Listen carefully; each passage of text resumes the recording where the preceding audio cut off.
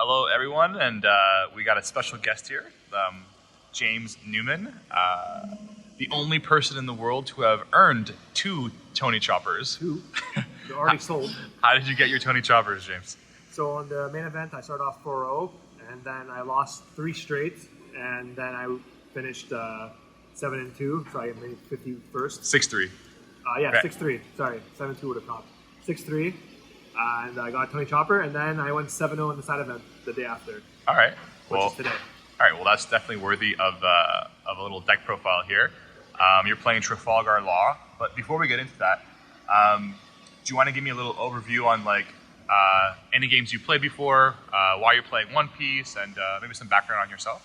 Yeah, I've been playing card games for the last 21 years. I started with Yu-Gi-Oh!, played some Magic in between, even played some Naruto, Dragon Ball Z, bunch of different card games, and Hearthstone, and now One Piece. All right, right on. Let's go ahead and take a look at the deck. Yeah.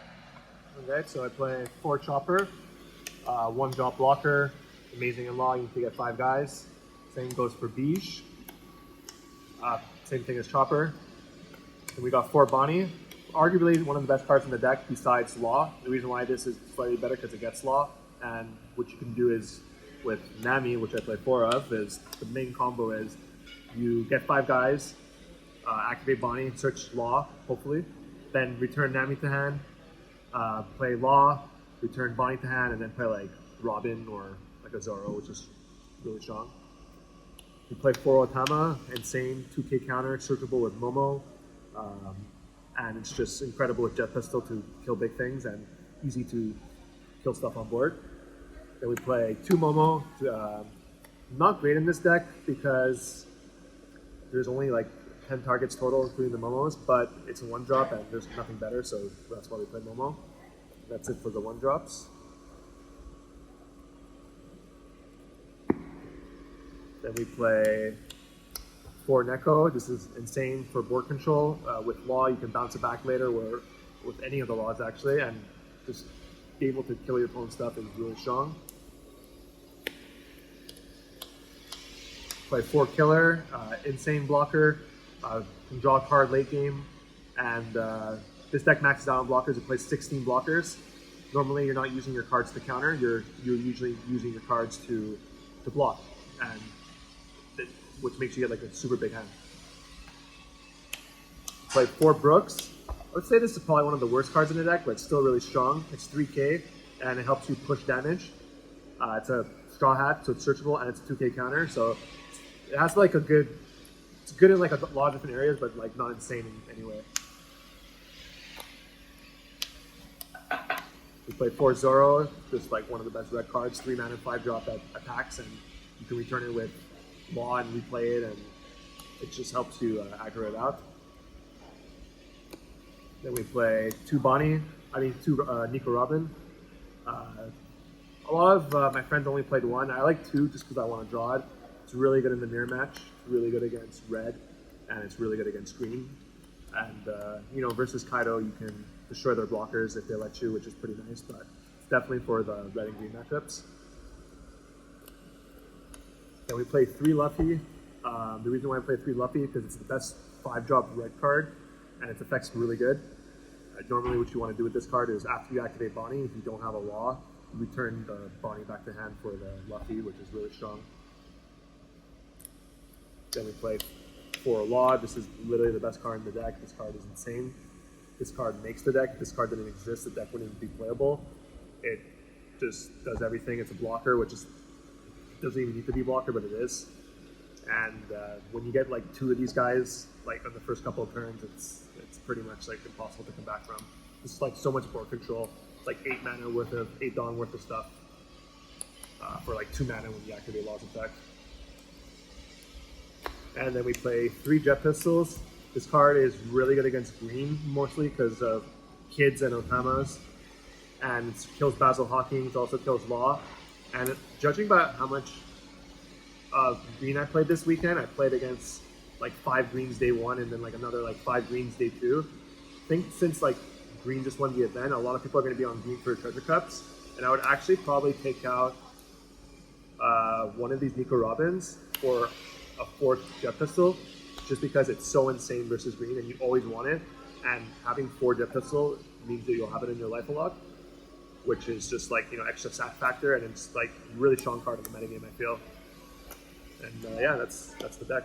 All right, well, I'll go ahead and ask you a couple questions. One, what type of decks? You're saying that you play a lot of green, but like, what type of deck specifically did you lose to, and I guess how? Yeah, so day 1 I lost to 2 greens and a blue, the blue purple Kaido that actually top 8'd. The way I lost versus the green decks is that they would get a lot of cards in hand and control my board with like Nekos and Iju and Okiku and stuff. But I noticed I was playing the deck wrong. I was actually attacking their life, and what they were doing to me was they would never attack my life. I was never getting cards, so I always had a low amount of cards. And since I was attacking them, they were actually getting a lot of cards. And I noticed that a lot of the best green players just weren't giving me any life. So I kind of copied that strategy and used it against them on day 2. And every match that I went to, they always had 5 life by the end of the game. And I'd have like a board of like something like, something like this at the end, because I'm not attacking at all. And then I would just like start attacking them when they had like 5 life, and they actually have to pitch a lot of the cards that they draw.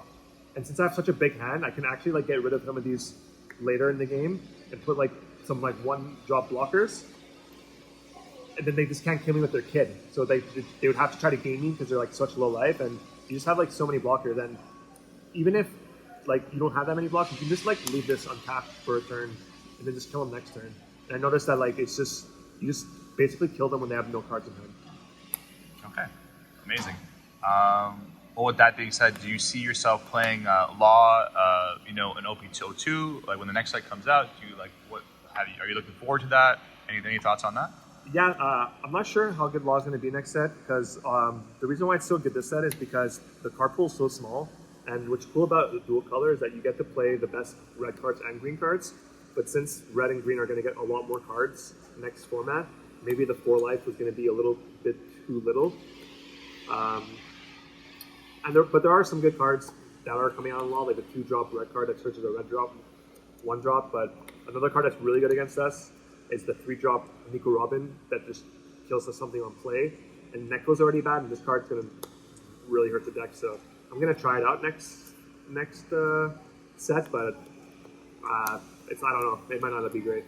All right, right on. Well, if you want to give anyone advice on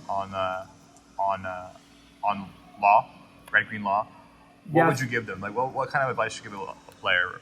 I feel like this deck doesn't get enough credit for how powerful it is, and I feel like it's a combination of people trying it out for the first couple times and just not being able to win with it, because the deck is very flimsy in the sense that you only have 4 life, and it's very hard to play correctly. Like, you need to know the game plan. Like, you're not supposed to discard cards for counters. Usually, normally supposed to use your blockers to block. You have so many, and not attacking your opponent until you have an established board is like really good in like the red and green matchups. So I would say that like versus red and green, if you're playing them, just try not attacking their life until you have full control and see like how your position is. And versus Kaido, you obviously need to play aggressive, but I would say versus like the most popular deck, Kid, try not to give them any card advantage from attacking their life. Okay. All right. Well, with that being said, thank you so much, James, for doing this interview with me, and I'm sure we'll see you around. All right, thank you. Take care. All right, take care.